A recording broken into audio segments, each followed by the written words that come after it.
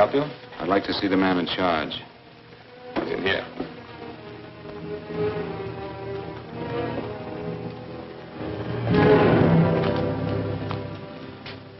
I want to report a murder. Sit down.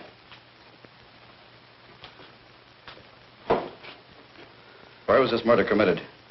San Francisco, last night. Who was murdered? I was.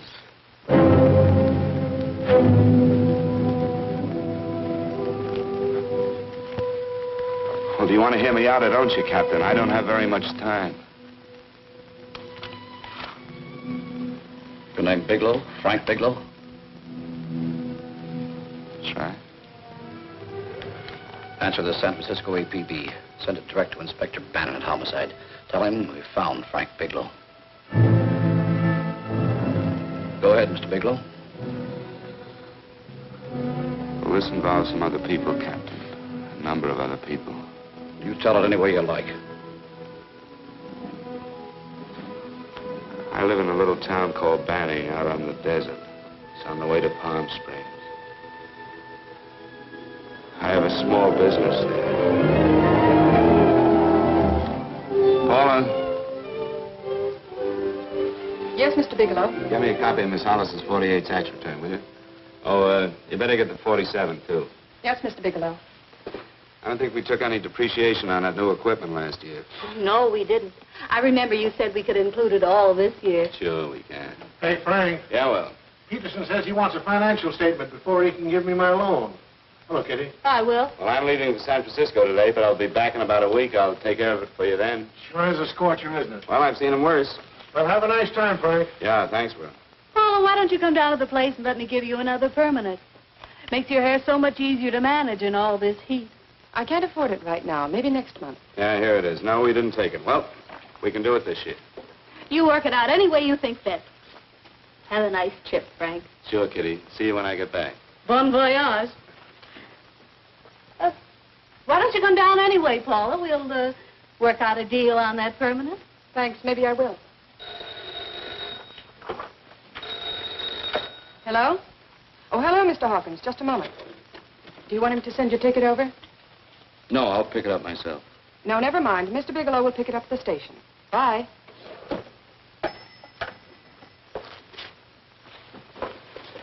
I want to go with you, Frank.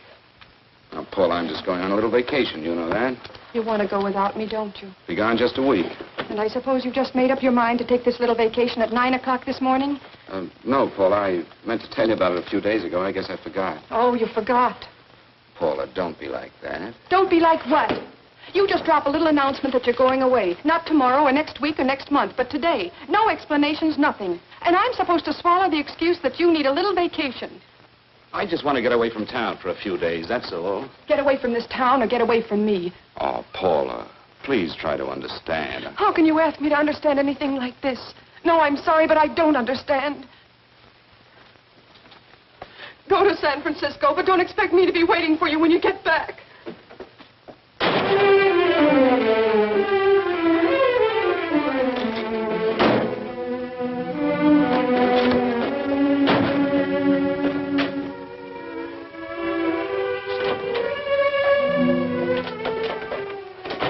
Paula, please, Paula. Come on, turn around, look.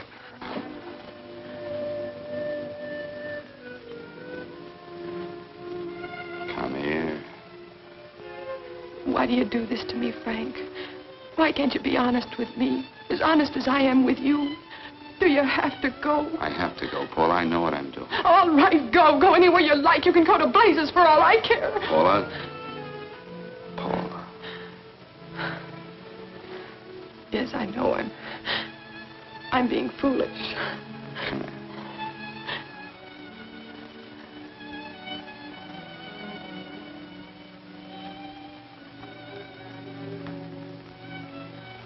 Come on, fix your face. We'll go down to Eddie's and have a drink.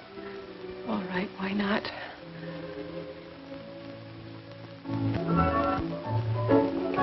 Hi, Paula. Hi, Eddie. Give us a couple of cold beers, will you? Coming up.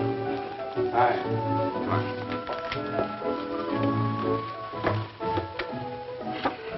What a relief. This air conditioning feels good. I sure wish we had it in the office. It'd make working a pleasure. Well, if it stays this hot, don't bother going in the rest of the week. I win 2 races today. How many did you lose? And you would have to ask that. Kind of early for you two, ain't it? Too hot to work. That's what I like to hear.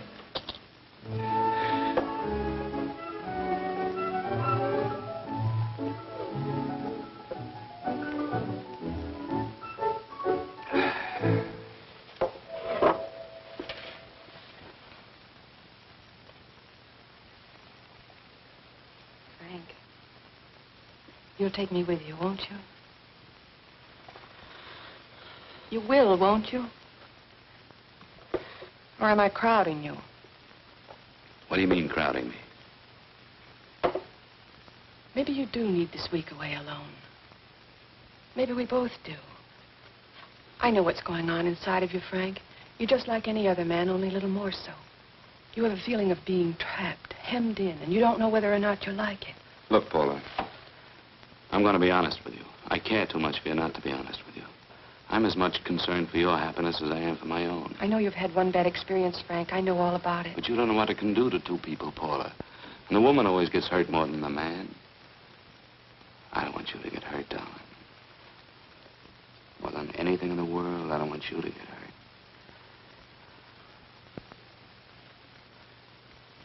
Want to hear some music? All right, Frank. Got a couple of nickels, Eddie? Yeah. This won't bother you, will it? No, next result doesn't come in for half an hour.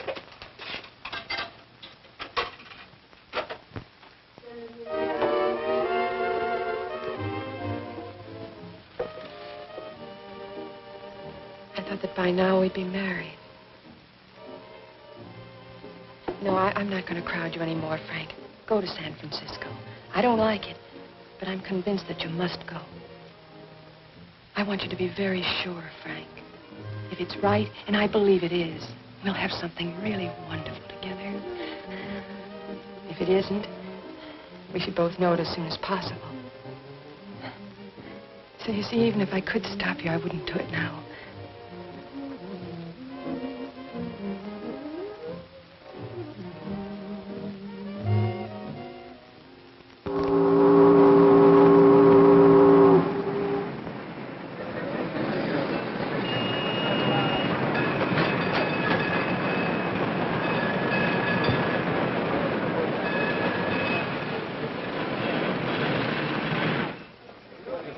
Yes, sir. My name is Bigelow. I have a reservation. Yes, sir.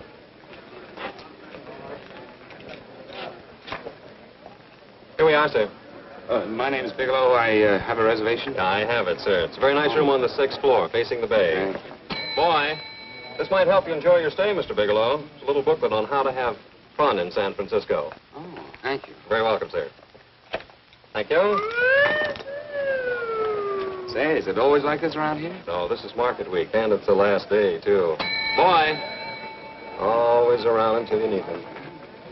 Oh, 517? Thank you. Here's a message for you, Mr. Bigelow. Long-distance call came in about an hour ago from Banning, from a Paula Gibson. Oh, thank you. Very welcome. Show Mr. Bigelow to 618. Right this way, Spy.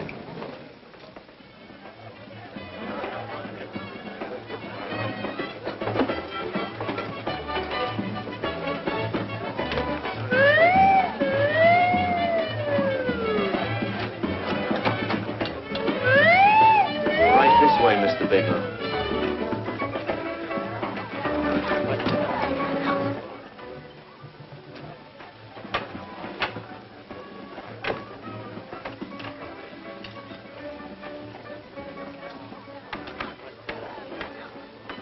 Is there anything else, Mr. Bigelow? Oh, yes, you can get me a dry Manhattan and a package of razor blades. Yes, sir. Thank you.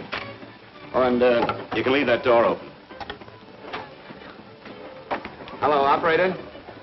I want to speak to Miss Paula Gibson in Banning, California. Yeah, that's right. No, I'll wait. Hello? Hello, Paula. Oh, hello, Frank. How was the trip? Fine, just fine. Having a miserable time, I hope. Well, I don't know. I just got in. What was that? Market week. The place is crawling with traveling salesmen. You know, Charlie Anderson found out that you went away, and he asked me to go out with him. Oh, really? How did he make out? I'm considering it. Is that what you called to tell me? I'll have you know that this call is strictly business, Mr. Bigelow. Did a Mr. Phillips phone you? A Eugene Phillips of Los Angeles. No. He will. He phoned the office 3 times today. Said that he wanted to get in touch with you immediately. He said it's most urgent and imperative that he reach you at once. What did he want? I don't know. But he sounded deep, dark, and mysterious, and quite agitated about something. Phillips. Have we ever done any business with him? Not unless you've been keeping it a secret from me. I looked through all the accounts. Why did you tell him you could reach me here? You know I'm supposed to be on vacation. So you told me. And so I told him, dear heart. But the gentleman didn't seem to respect your temperamental moods the way I do. He was very insistent that he speak to you before it's too late, as he put it. Well, tell him you tried to get in touch with me and I changed my plans and you can't reach me. He won't talk to me. I told him that I was your confidential secretary, but I guess I didn't sound confidential enough. So I told him that he could reach you there this evening. Well, call him back. If it's as important as he says it is, he'll talk to you. Otherwise, he'll just have to wait until I get home. My, aren't we adamant this evening? All right, shall do.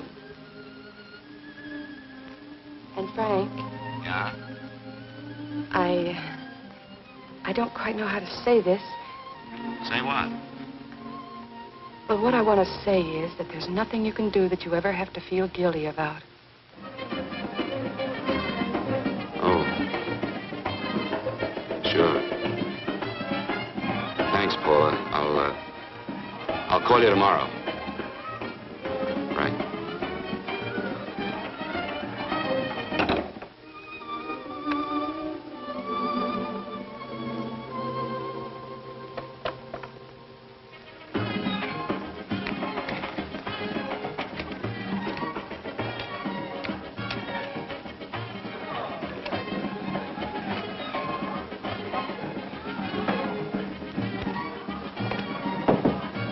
Oh, just put it there, please. You can keep the change. Thanks very much. Say, how long has this been going on? Oh, it's been a madhouse all week, but they check out tomorrow. Oh? I thought you were with them. No, I'm just here on a vacation. Why does everybody come to San Francisco and tear loose? Excuse me.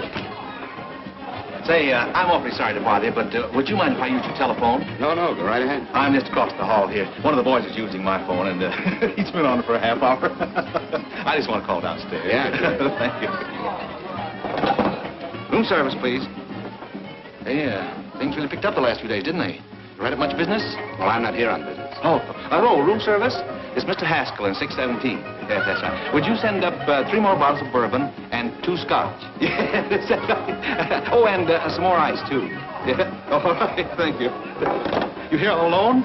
Yes, I just got in town. Well, why don't you join us for a drink? Well, I don't want to barge in on your party. Oh, nonsense. It's not a party. Just a few of the boys entertaining some fires. You know, the usual thing. A few drinks and some laughs. It's no party. Come on. Well, Come on. All right. I know what it's like to be all alone in a strange city. I'm Sam Haskell. I'm Frank Bigelow. You think some of these guys never been away from home before? Yeah. Hey, quiet down a minute. Hey, will you quiet down a second? I want you to meet Frank Bigelow. Hello. Hi. This is Jane Carlisle. Hello. Bill Welch. How are you, Mr. Wells? Glad to know you, Bigelow. Jane's the prettiest buyer in San Francisco. Oh, hey, I resent that. You don't think I believe him, Elaine? Well, he spreads that from coast to coast. Oh, gee. But it's good for my morale anyway. I'm George Cantwell. Glad to know you, Mr. Bigelow. Bigelow, yes. Right on much business? He's not here on business. Oh? Well, Well, why don't you get the man a drink before he dies of thirst? how about a little bourbon? Well, that's fine. Bourbon it is. Of course, Mr. Wallace. Yes, Mr. Wallace. But, Mr. Wallace, I'll need at least a week in Cleveland to visit all my accounts. I can't figure on being in Philadelphia until the 17th. Eddie, will you get off the phone? I want you to meet Frank Bigelow. How are you? That's his boss. He's been trying for an hour to get his expense account boosted. Yeah, the way this guy holds on to $1, you'd think they weren't printing them anymore. Yes, Mr. Wallace. I'm leaving here the first thing in the morning. Yes, sir. Oh, keep your hips loose, Harry, like this. Oh, yeah. How's he doing? Oh, there's nothing wrong with Harry Drummer. The 2 years ago, the Murrays wouldn't shoot. Hey, now, wait a minute. I was doing all right there. This is Sue and Harry Brandon. Hello, good to sir. meet Glad you. How are you? Where'd you find her, Sam, on a dance marathon? Oh, perfect. Oh, Really? Say, I'll bet you could do the rumba. Well, a little, but I'm kind of rusty. Anything would be an improvement after Harry. Oh, how do you like that? Well, here goes. Hey, you're good. Oh, my wife, she's a good dancer, isn't she, Bigelow? oh, yeah. Fellas, I thought you were going to show us a good time tonight. Is this doing the town? That's right. We practically bankrupt our stores to buy everything you've got. Then you keep us in this hotel room. I agree. This is my last night to howl before I go back to being a dutiful housewife. Well, it looks like we're stuck, boys. This is where we blow all our commissions in one night. And you're coming with us, Bigelow. Oh, no, thanks. You run along. I've got to get unpacked and have dinner. Oh, no, you're not going to get away from me. Now that I found a man who can dance, I'm going to hang on to it.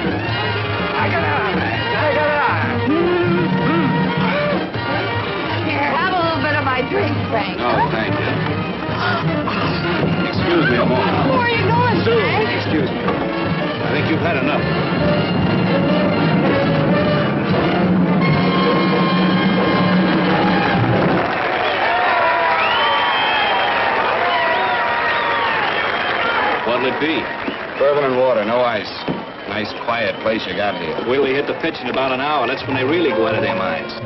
Who's the blonde? Oh, she's one of the chicks that hangs around here. She's jive crazy. Come again? Oh, you ain't hip, pal. Jive crazy means that she goes for this stuff. Just between you and me, I don't get it either, but I gotta listen to it. They're all connoisseurs, music lovers. Me, I like Guy Lombardo. What's the matter with him? Oh, he's flipped. The music's driving him crazy. Come down, Jack. Oh, don't buy me, man. I'm being light. Is the blonde alone? Oh, sure, society. She always comes in alone. Drives a big convertible, wears a mink coat, but knows everybody. But she always comes in alone. Thank you. I wanted to kiss you. I tried to... Give me another blast, Leo. When you... What's your story, Jeannie? Easy.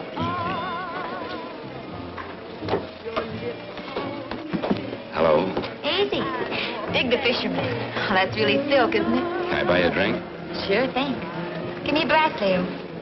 Leo, I left my flask at the other end of the bar.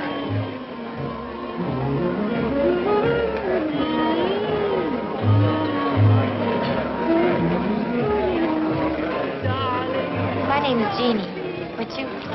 Frank? I've never seen you here before, Frank. Well, I've never been here before.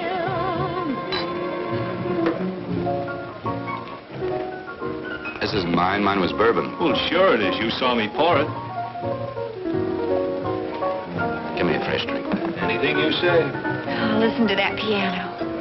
Feel those vibrations. You don't get your kicks out of this, do you? I can live without it. Why do you stay here? I don't know. I bet I know. You're lonely in a big city. Why, you don't have to go into a routine with me. I like good company, too.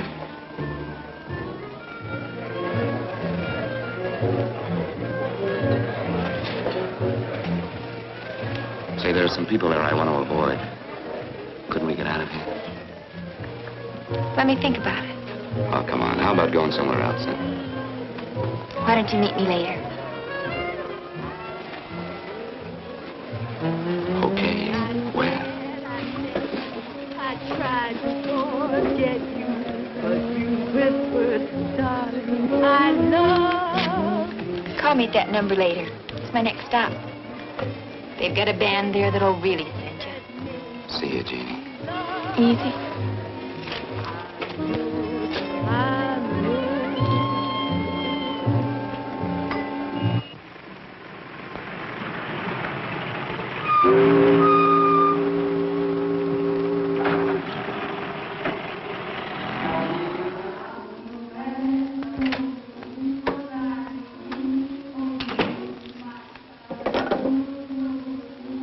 Never mind, operator.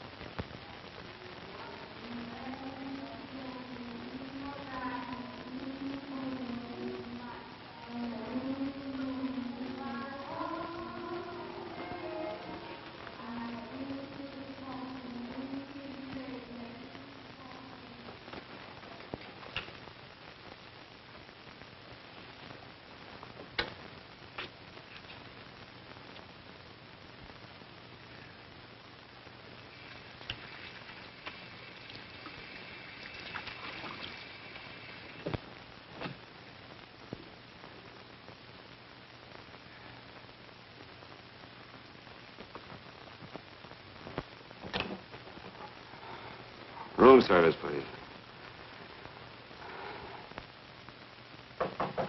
Come in.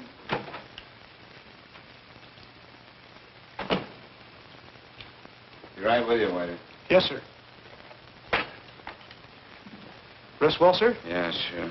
May I? Go ahead. It's on there for you. Thank you, sir. Would you like anything else? Oh, thank you, that's all. Waiter, Yes, sir. take this away. Is there anything wrong, sir? No, just take it away. I don't even want to look at it. Are you all right, sir? Yeah, sure. All right, I just had too big a night, I guess, that's all. Need some fresh air. Of course. Thank you, sir.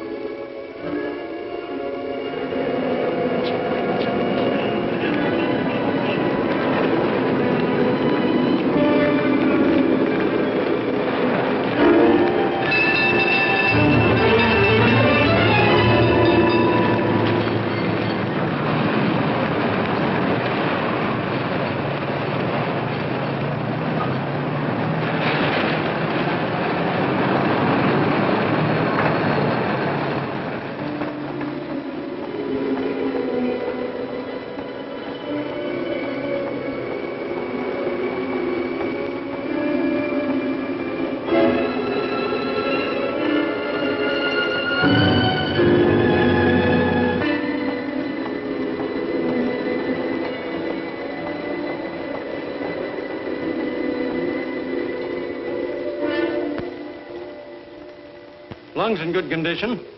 Blood pressure normal. Heart fine. Well, it's a good thing everybody isn't like you, Mr. Bigelow. Put us doctors out of business. I'm glad to hear it, Doctor. I was a little worried. Don't let a little bellyache worry you. Could be just the change of climate. Well, it isn't exactly an ache, Doctor. It's kind of hard to describe the feeling. Maybe it was the drinks I had last night. I might have mixed them too much, huh? Let's have another look at that throat. You may finish dressing now, Mr. Bigelow. I want to get the results of those tests we took. Thank you, Doctor.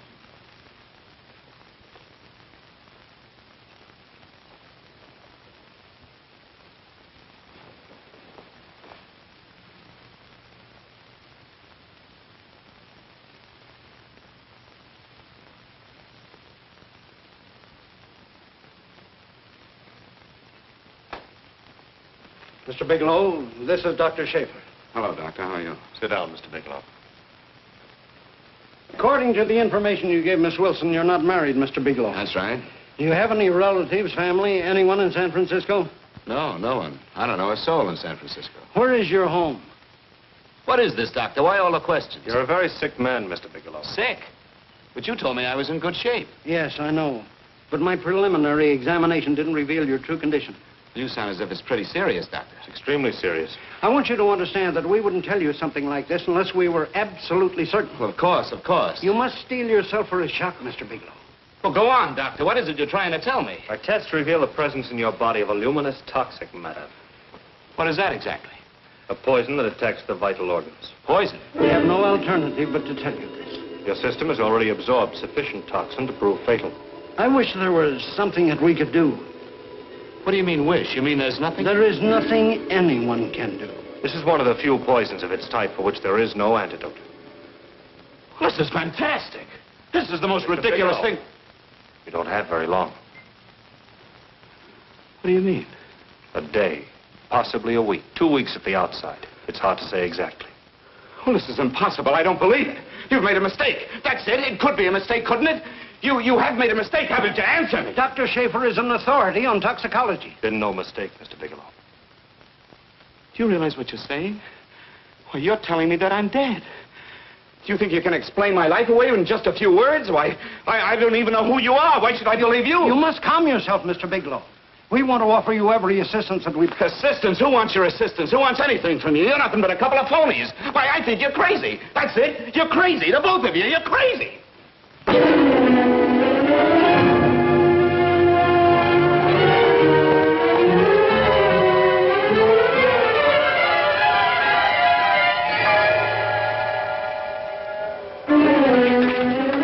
Where's the doctor? You can't come in. Come on, tell me where... You have to go through the before you come Get out here. of Doctor,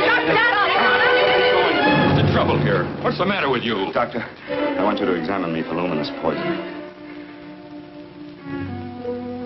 Come right in here.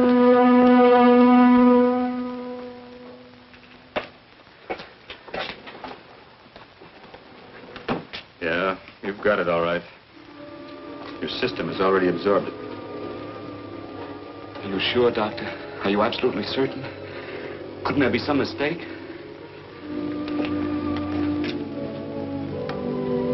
There it is. Toxin is actually luminous in the dark. Now, there's no doubt about it, Bigelow. I don't feel sick. My stomach is just a little bit upset. Maybe it's not as bad as you think, Doctor. That's characteristic. With a heavy jolt, you go suddenly in a matter of hours. But if the stuff is taken in a lesser degree, you last a while, and then...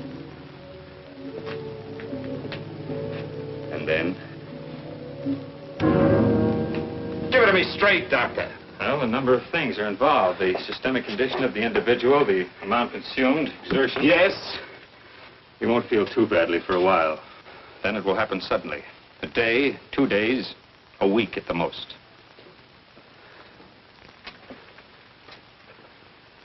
A day? 2 days? There's nothing that can be done now. If it had been caught in time, your stomach could have been washed out. But you've had it in you for some time now. For at least 12 hours, haven't you, Bigelow? I don't know. You don't know? No. Don't you know how you got it? No. This is no accident. Somebody knew how to handle that stuff. That wax is tasteless, odorless. And the amount of alcohol in your body, you must have got it in liquor. I was drinking last night. Arrange for your admission to the hospital immediately. Of course, I'll have to notify the police. This is a case for homicide. Homicide? I don't think you fully understand, Bigelow. You've been murdered.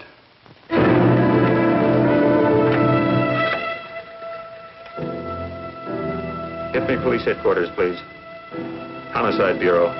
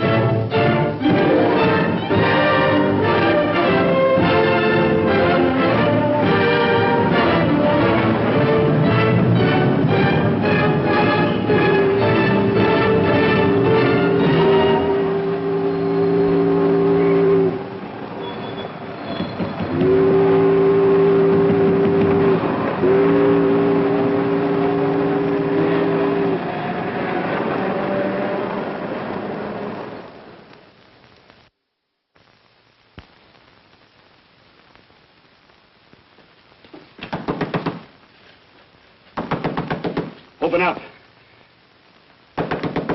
Open this door, I tell you. Open it up or I'll break it down. Where are those men? Where are those men who were here last night? I don't know. There are no men here. Please go away. Don't lie to me. Where are they? Mister, this lady just checked in. Those men aren't here no longer. They checked out the hotel early this morning. Checked out? Please go away. I'm sorry. I'm terribly sorry.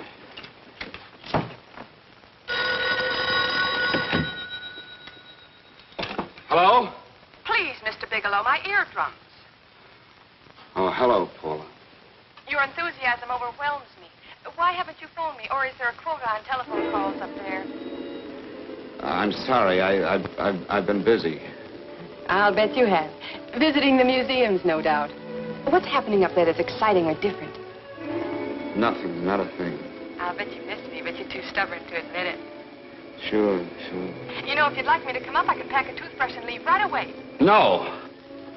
Well, you don't have to snap my head off. You could at least make a pretense of missing me. I'm sorry, Paula. Of course I miss you.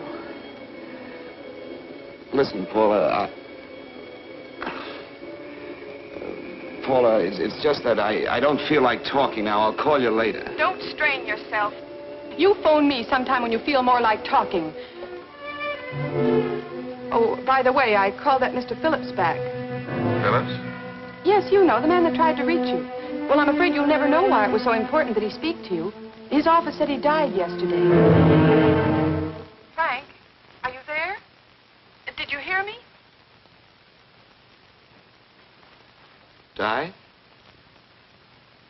When? Yesterday.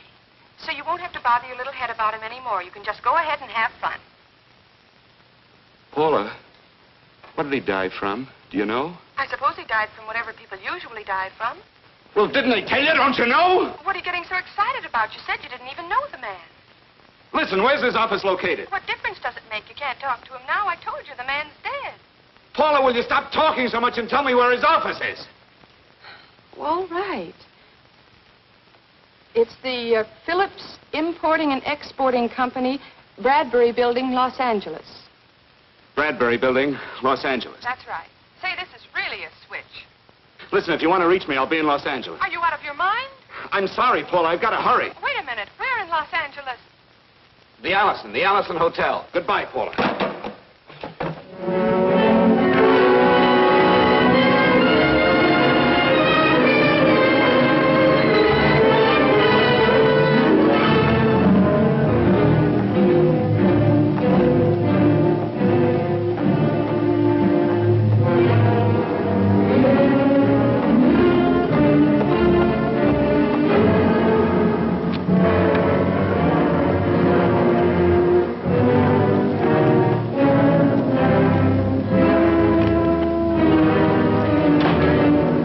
Someone in charge here. What is it in regard Well, it's a personal matter. It's quite urgent.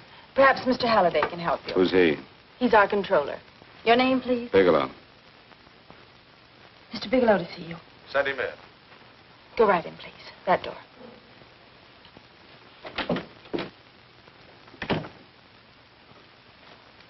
Mr. Bigelow? How are you, Mr. Halliday? What can I do for you? Well, Mr. Phillips phoned my office several times yesterday. I'd like to find out what it's all about. You know Mr. Phillips died yesterday? Yes, I know. Well, I don't understand. If he phoned you, didn't he tell you what it was about? Well, he didn't speak to me. I wasn't in my office at the time, and he wouldn't tell my secretary. Well, I'm afraid I can't be of much help, Mr. Bigelow. I've no idea why Mr. Phillips tried to reach you. I'm sorry you had to make the trip for nothing. How do you know I made a trip? I didn't say anything about making a trip. I merely said he phoned my office. My office could be here in Los Angeles. Miss Foster,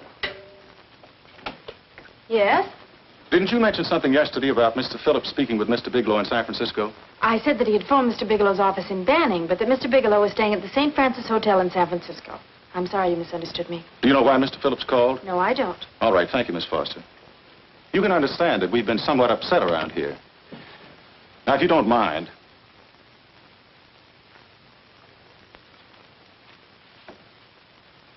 Did Mr. Phillips have a wife, family, anyone that could help me? you can't intrude on people at a time like this just to satisfy some curiosity. It isn't just curiosity. Then I suggest you wait a week or so. I can't wait. Well, I'm sorry you'll have to. Well, there's always a phone book. You're a pretty aggressive fellow, Bigelow. Are you quite sure that this is as important as you make it appear to be? It's important. Mrs. Phillips lives at the Sunset Arms Apartments. Thank you. I needn't tell you she's under a strain.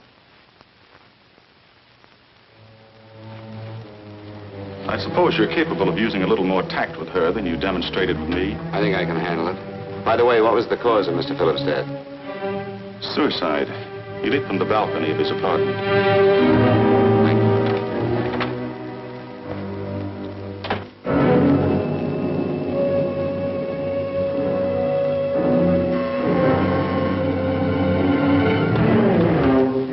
Come in, Mr. Bigelow.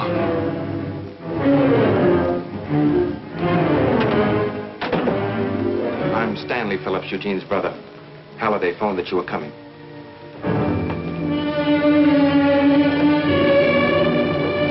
This is my sister-in-law, Mrs. Phillips. I'll try to make this as brief as possible, Mrs. Phillips. I'm afraid I can't be of any help to you, Mr. Bigelow. I haven't the slightest idea why my husband wanted to speak to you.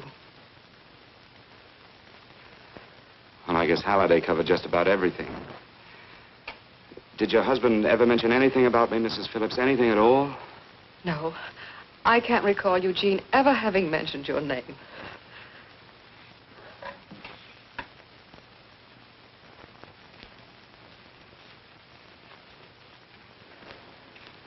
I hate to ask you this, Mrs. Phillips, but it's of vital importance to me. Do you know why your husband committed suicide? Oh. You're certainly not the most diplomatic person in the world, are you, Bigelow?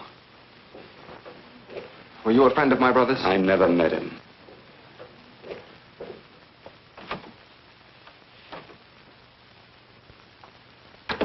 My brother was in a jam, a pretty bad jam. He was arrested 2 days ago. He sold some iridium to a dealer by the name of Majak. It's a very rare metal, very costly. Anyway, the iridium turned out to be stolen. He was released on bail yesterday, but he faced a pretty stiff prison term. Men have committed suicide for less. Yes, I know. That's how the police feel about it. What puzzles me, though, is this crooked deal. Knowing Eugene, you wouldn't say he's the type of man to be mixed up in anything like that, now would you? I told you I never met him. That's right, so you did. Now, what's this all got to do with you, Bigelow? I don't know. Let's come clean with each other, Bigelow. Surely you must have some idea why my brother was so desperate to contact you. I have no idea. That's odd. Then how could it be of such vital importance to you? Well, you seem to know the answer to everything else. Maybe you know the answer to that one, too.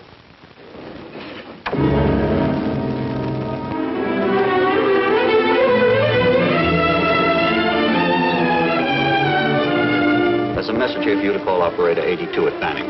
Oh, thank you. Show Mr. Bigelow to room 821. Say, would you have the operator put this call through to my room right away? I'll take it up there. Thank you. Hello, operator. I'll call you if I need anything. Thank you, sir. Hello, Paula? Well, Sinbad, I'd just about given you up for lost. Do you mind telling me just why you rushed down to Los Angeles? I can't explain it to you just now, Paula. I just can't explain it. What's going on, Frank? You don't even sound like yourself. Well, I'm just a little tired, Paula, that's all. But I miss you. Oh, Frank. I can't tell you how good it is to hear you say that. And here I was worrying that I'd lost my charm. When are you coming home, Frank? Soon, Paula. I'll be home soon. I'll go right out and get myself a permanent so I'll be pretty when you see me. Hey, guess what? I found that Phillips name in your notarial ledger. Notarial ledger? Yes, of all places. I remember now I made the entry myself. You had notarized a paper one morning before I came to work. What kind of paper was it? A bill of sale for a George Reynolds made out to Eugene Phillips of Los Angeles. So you see, I was right. We hadn't done any business with Phillips, only indirectly. What was the bill of sale for? A shipment of iridium, whatever that is. Iridium? You mentioned at the time that this fellow Reynolds had made some kind of a deal in Palm Springs, and he stopped in your office early in the morning on his way north to have it notarized. Wait a minute. Wait a minute, George Reynolds. That was about 6 months ago, wasn't it? That's right, 6 months ago. Thanks, Paul. Oh, goodbye. Goodbye. Hello, operator. Get that number back for me.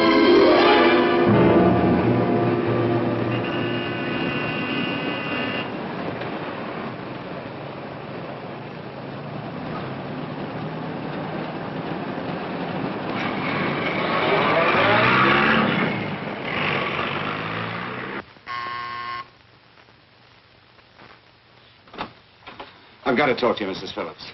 Please, go away. I want to be left alone. But I found out why your husband wanted to see me. It was in connection with a bill of sale. Come in. Thank you. What do you know about a man named George Reynolds? George Reynolds? Yes. Why, that's the man my husband claims sold him the iridium. And what did Reynolds claim? Reynolds disappeared. Yes? About 2 months ago, my husband grew suspicious that something was wrong. Since then, he tried in every way to locate Reynolds, but could find no trace of him. But I don't get it. Your husband could have proved he made a legitimate deal by showing the bill of sale he got from Reynolds. Then there was a bill of sale? Yes, of course there was. My husband swore there was, but at the time of his arrest, he couldn't find it. It was mysteriously missing. Well, then, if your husband could have shown proof, it would have been George Reynolds who would have faced the prison term. Eugene was convinced that Reynolds had stolen the bill of sale. He was the only one who had reason to eliminate evidence of the transaction. Thank you, Mrs. Phillips. Thank you very much. You've been very helpful. Oh, if you'd only come sooner, Mr. Bigelow. My husband might be alive today. I know.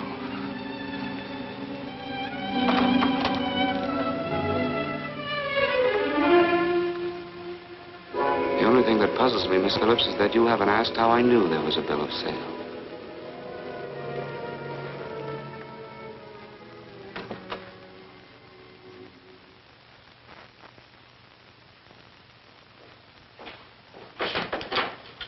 Mr. Holliday isn't in. He should be back shortly.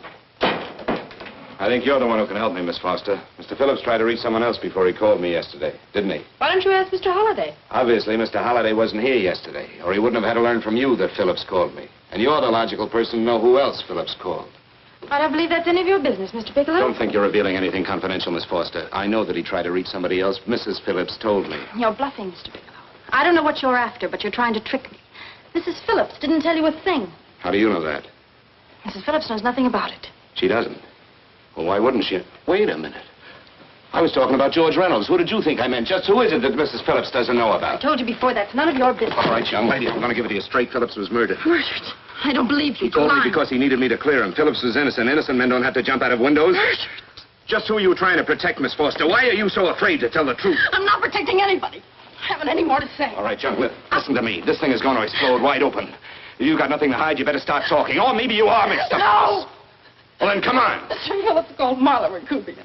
He went to see her yesterday morning. Who's Marla Rakubian? She's a model. She and Mr. Phillips used to be quite friendly, but he hadn't been seeing her for quite some time. Come on. The last couple of months, he'd been trying to locate her and finally learned where she lived yesterday morning. When he returned from seeing her, he was terribly upset and excited. That's when he had me put in the calls for you. When he couldn't reach you, he went home. The last time I saw him alive. Give me Marla Rakubian's address. I don't think Mr. Phillips realized I was aware of his friendship with Marla Rakubian, and out of respect for him, I never intended to tell anybody. I had no idea that she had anything to do with the trouble he was in. I admire your discretion, Miss Foster. You know, you must be pretty friendly with Stanley, Miss Foster. He knew how desperately his brother tried to reach me yesterday, and he wasn't even here at the time. And now you seem to know all about what happened in Mrs. Phillips' apartment.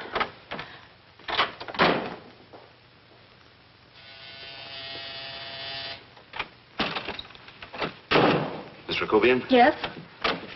What do you want? Get out of here or I'll call the Go police. ahead, call him. Oh, go ahead, call him. Going on a trip, huh? Yes, going away for the weekend. Sailing for Buenos Aires tomorrow, some weekend. I'll send you a postcard. Now get out of here. Who are you going with, George Reynolds? Never heard of him. I suppose you've never heard of Eugene Phillips either. Just who are you? What do you want? Never mind who I am. Where's Reynolds? I told you I don't know him. Now will you get out of here and leave me alone?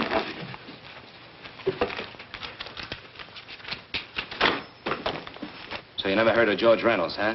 And don't try to tell me that this isn't him because I've seen him. If you think you can scare me, you're crazy. Look, I know that Phillips came here yesterday. And right after he left, he was pushed out of a six-story window. Pushed? Phillips committed suicide. Your playmate Reynolds murdered Phillips. And then he went up to San Francisco to get me. Because I knew about a certain bill of sale. I don't know what you're talking about. You're in this right up to your pretty little neck. I'm not mixed up in anything. Get your hands up. Drop that picture on the couch. Turn around. Don't get any ideas because I'm not afraid to use this. Give me your wallet.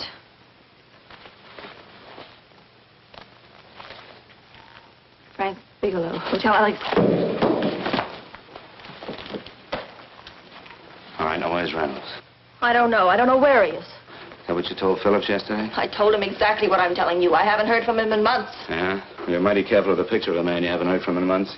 What does the Ray stand for? It was a pet name. Do you mind? Oh, it sounds very cozy, Miss Rakubian. You and Reynolds call each other pet names while you make a sucker out of Phillips. Phillips made the deal because he wanted it. Yeah? I'll bet you weren't above using what it takes to help make him want it. Who's paying for this trip? I am. Really? A first-class trip to Buenos Aires on a model salary. Don't make me laugh. Since you and Reynolds aren't seeing each other anymore, you don't mind if I keep this to you. If I were a man, I'd punch your dirty face in. You know, I really believe you would. Oh, I almost forgot. Your tickets. Don't be surprised if I'm there to see you off.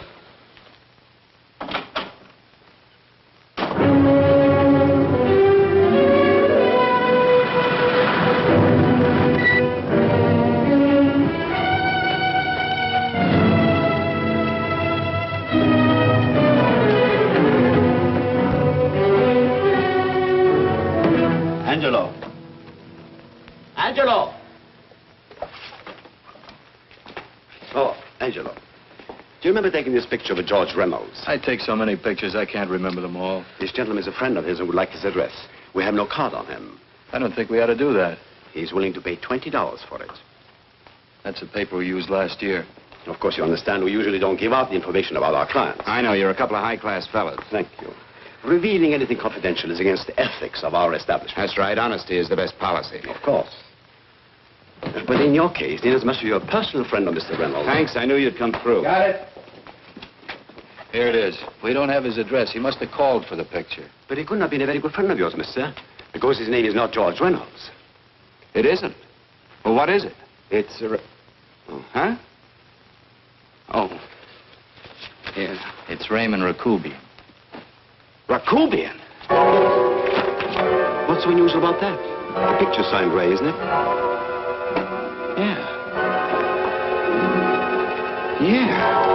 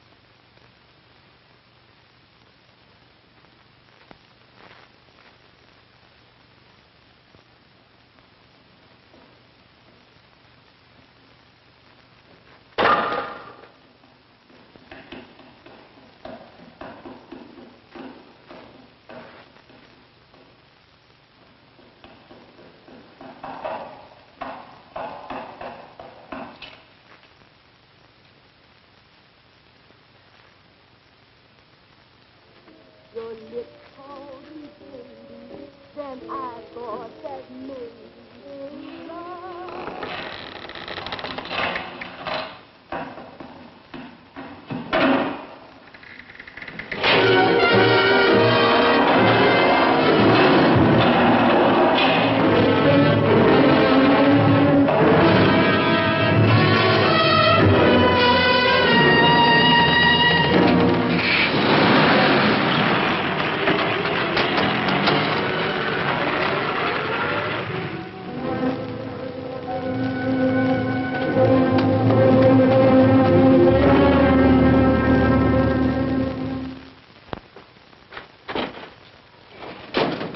Bigelow, are you all right? Can I get you anything? No, thanks. Do you know this man? No? No, I don't think so. Are you sure you've never seen him? I'm quite sure.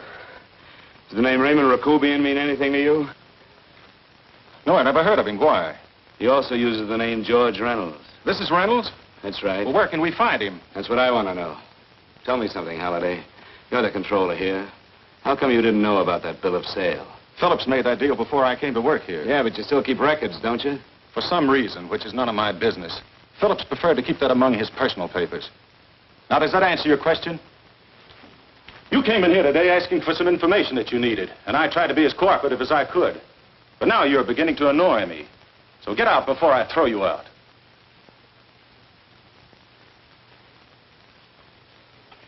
You know, you really frighten me.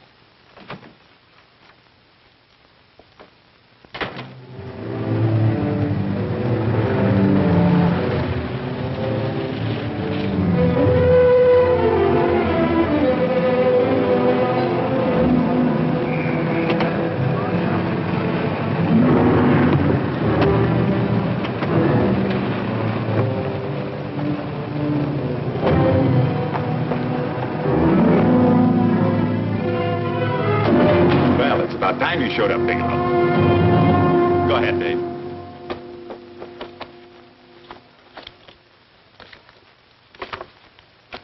Real cute, ain't you, Bigelow? Just real cute. Paula didn't lose much time getting a hold of you guys, did she? Shut up. Let's go, Bigelow. Look at him. He can't take it. Soft in the back. You do that again and I'll kick your face. Lay off, Chester. Cut it out. Shut up! Who asked you? Better let him answer. The clerk might know he's in. Go ahead, Bigelow.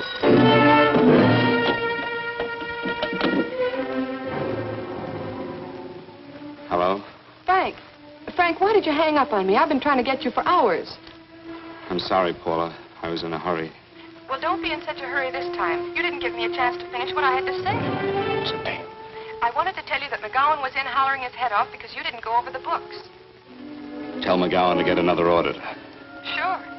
Sure, I'll just do that little thing, and who's the best paying account we've got? Do as I tell you, Paula. Frank, are you drunk? Paula, how much we got in the bank? About $2,200. Draw it out tomorrow. Sure. Then what do? Skip town without paying our bills? Forget the bills. You know that coat you always wanted? Buy it. You are drunk. You know, if I didn't have such a good character, I'd be tempted to take advantage of your intoxicated state, Mr. Bigelow. I'm not drunk, Paula. Well, then don't tell me that one day away from me can affect you this way. Cut it short. Paula, Yes? I'm sorry I left you. I never realized how much I love you. But I know it now. Oh, Frank, darling, I love you too so very much. Please come home. I miss you terribly. I said cut it short. I'd just love to let you have it, Bigelow. Let's go, Chester. This guy's kept us waiting long enough now. Walk in front of me, Bigelow. And keep your mouth shut. If you so much as look cross-eyed at anybody, I'll blow the back of your skull out.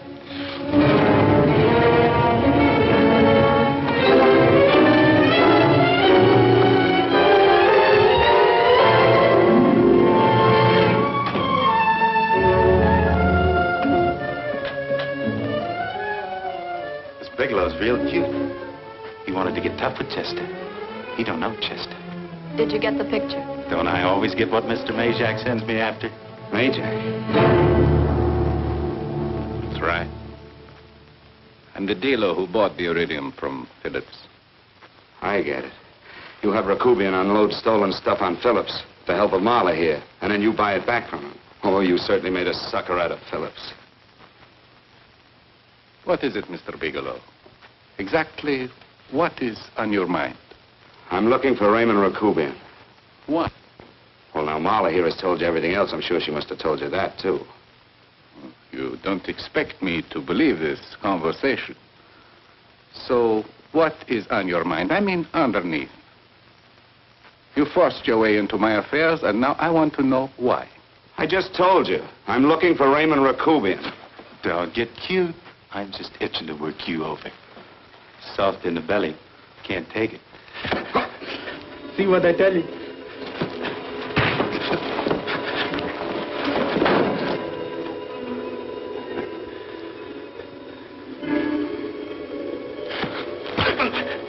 Can't do that to Chester. I'm gonna blow your guts out. Easy. Lay off, Chester, not now. Look at him. He's so scared of Chester, he'd talk now. He's not afraid, Chester. You can tell from a man's eyes when he is afraid. Look at his eyes.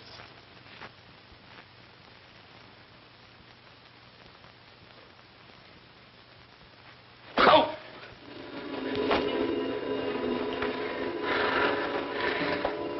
I'm telling you, Majak, you better keep him away from me or he's really going to have to use that gun. Go away, Chester, please. Do what I tell you, my boy. Please. And help Dave. Joe. You're is an unfortunate boy. He's psychopathic. He's unhappy unless he gives pain. He likes to see blood. Come with me, Mr. Bigelow.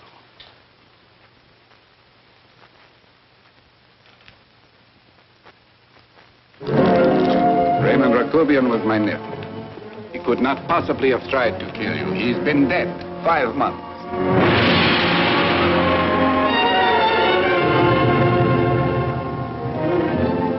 I'm afraid you have been sidetracked. Provided it is true that somebody made an attempt on your life. Somebody made an attempt again today. I had no reason to kill you, believe me. What do you mean you had no reason? I notarized a certain bill of sale. You notarized the bill of sale for Reynolds, not Rakovian. What I told you was true. I had no reason to kill you. That's a closet, Mr. Bigelow. And under other circumstances, you could go home now. But now you present a problem. You know too much, and I am in danger. Chester! Suppose I were able to prove to you that I only want to find the person who tried to kill me. And I won't cause you any trouble. You know I can go to jail for 10 years for this little business. 10 years. At my age, that's my life. That means my entire life. With my life, I do not take chances. I am sorry, believe me. You want Joe to go with you? No. Just Bigelow and me. And baby makes 3. But Major, goodbye, Mr. Bigelow, and forgive me. Let's go, Bigelow. I guess you won't be there to see me off.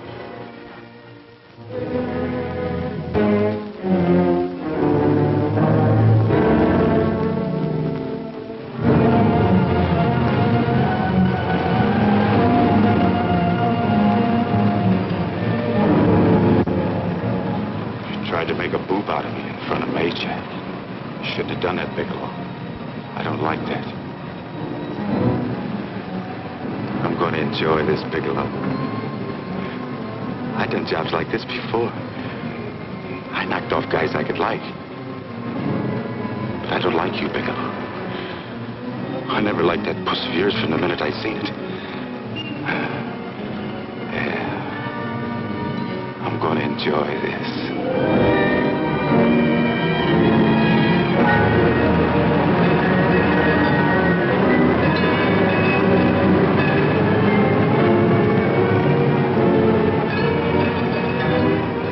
Scared yet, are you, Bigelow? But you'll be scared. Good scared. I think I'll give it to you in the belly. You don't like it in the belly?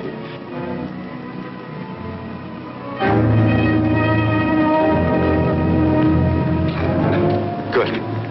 Try it. I'd just love you to try it, Bigelow. Why don't you try it? Go ahead.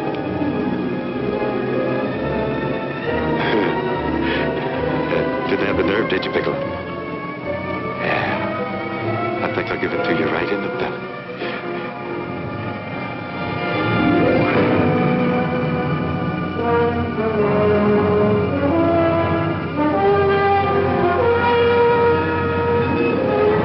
It takes longer when you get it in the belly. It's nice and slow. That's the way I want to see you go, Bigelow. Nice and slow.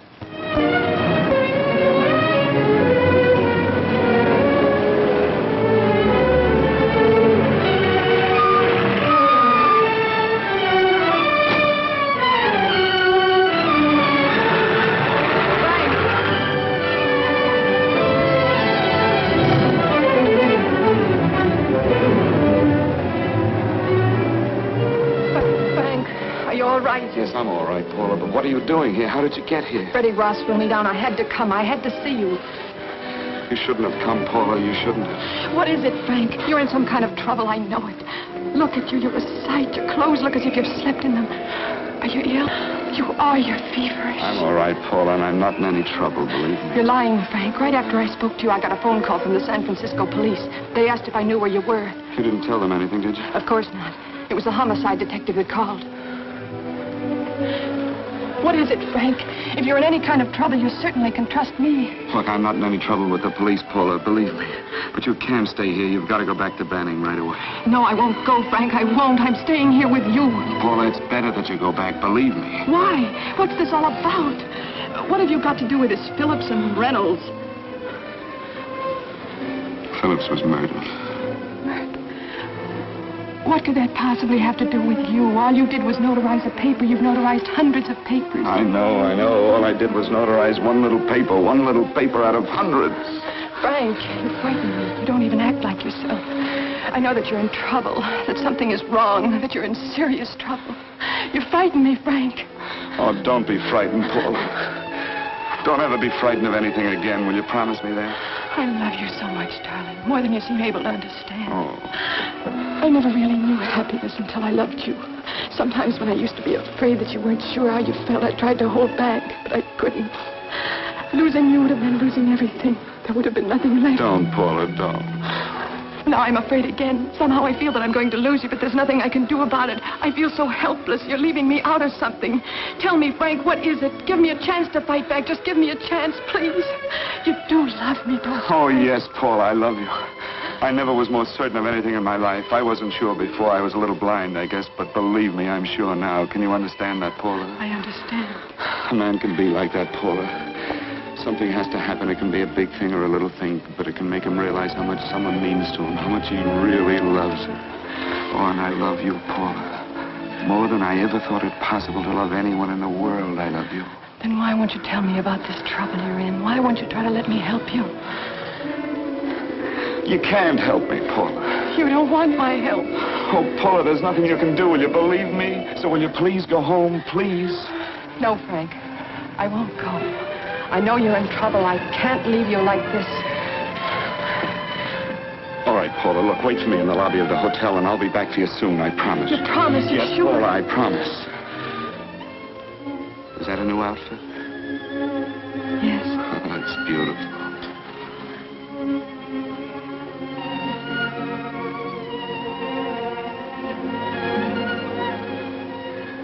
You'll come back to me, won't you, Frank?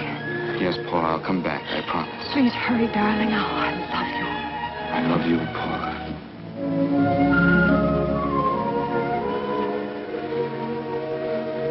Goodbye, Paula.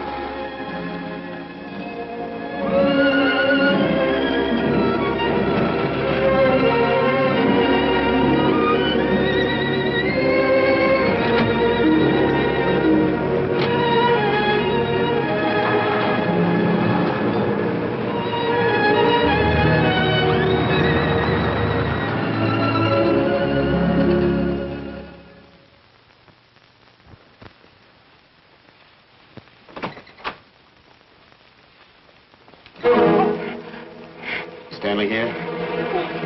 You sure? All right, get in there.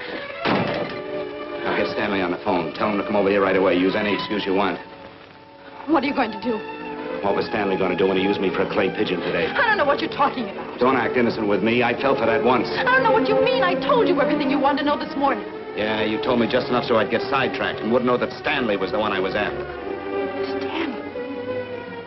Oh, no. You and Stanley have been together on this from the start. Now, come on, get on that phone and call him. Don't let him know I'm here. Bigelow.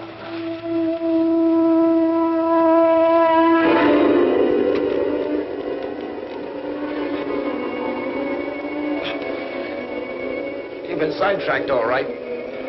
But it was the poor bereaved little widow who did it. Miss Foster found this letter this afternoon. It's in my brother's desk at the office. It's postmarked 2 years ago. It isn't exactly the kind of a letter that a married woman gets from a casual friend. I'm sure my brother wasn't aware that they were so well acquainted when he hired Halliday. What's the matter with him? all right since dinner. Where did he have dinner? At Mrs. Phillips' apartment. Halliday was there, too, and Stanley confronted them with that letter. Did you have anything to drink? Yes, why? How long ago?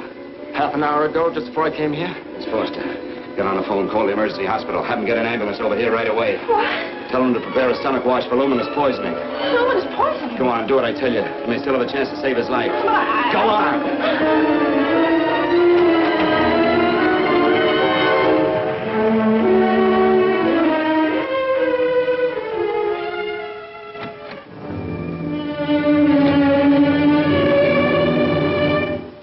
I found George Reynolds, Mrs. Phillips. He's been dead for 5 months. And he didn't steal the bill of sale. No, he didn't. But you could have stolen it. How dare you? You knew who I was when I came here today. But you were surprised to see me alive, weren't you? But I'm not alive, Mrs. Phillips. Sure, I can stand here and talk to you. I can breathe and I can move. But I'm not alive. Because I did take that poison. And nothing can save me. What are you going to do? I tell you now, I have nothing to lose. No, you've got to listen to me. You've got to give me a chance. But I didn't have a chance. It was Halliday. Believe me, it was Halliday. He made me steal the bill of sale. He planned everything. What about this letter? Your husband knew about you and Halliday. He found it only yesterday. He accused Halliday. They fought, and Halliday pushed him over this balcony. And why me? Why did he want to kill me? Because you could have proved there was a bill of sale, that my husband had no reason to commit suicide. Halliday was desperate. After he killed my husband, he found out about the phone calls to you. He thought you spoke to him, that you knew enough to involve him.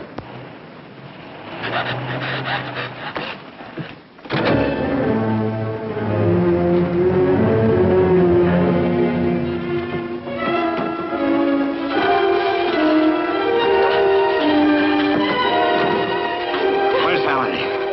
Where is he? He's in the office. This time you don't walk him.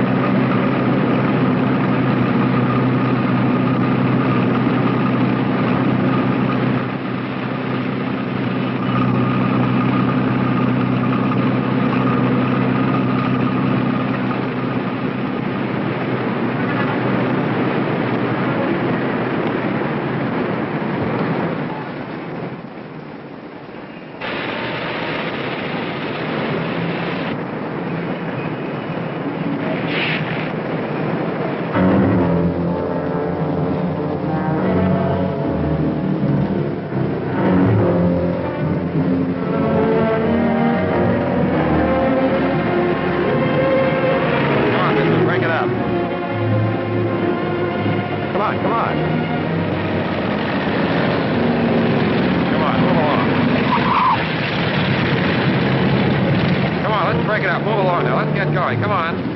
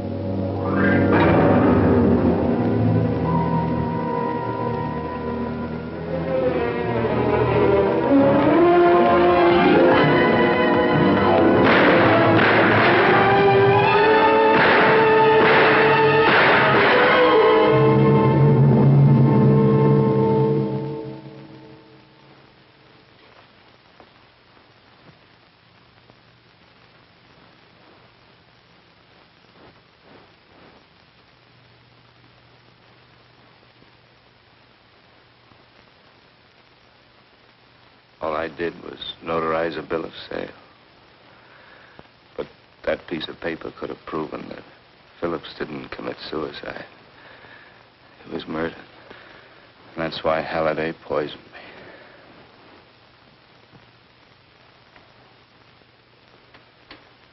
me. Would you?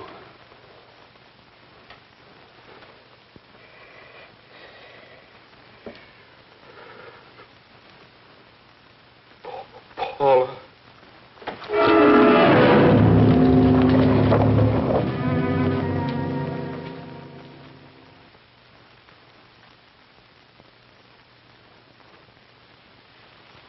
Call the morgue.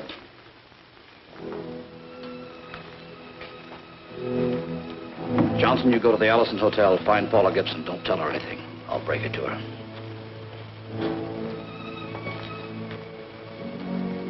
How shall I make out the report on him, Captain? Better make it dead on arrival.